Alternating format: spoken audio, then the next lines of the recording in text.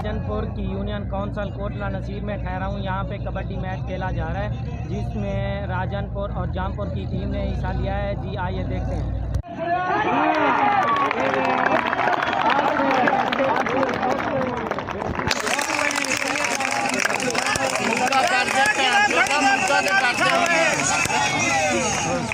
पसीना आया पसीना देश तो आख्या ही मुद्दा कर दे तू खेल देखिया ही नहीं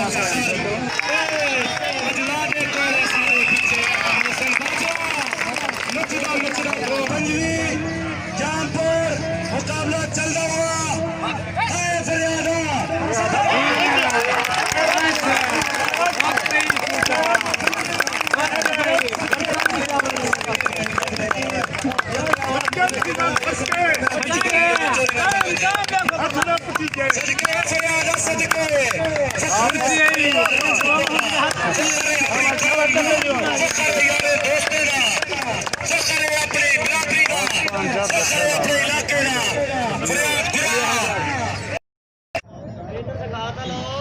जी आइए पूछते हैं कि जामपुर और राजनपुर की टीम में से कौन सी टीम जीती है। जी भाई आपका नाम?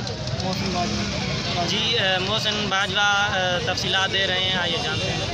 राजनपुर की टीम जीत गई है डीजी खान से 4 नंबर से। माशाल्लाह बहुत अच्छा मुकाबला हुआ है। जामपुर का नाम था बस डीजी खान के प्लेयर थे। राजनपुर की टीम जीतने पर खुशी का इजहार करते हुए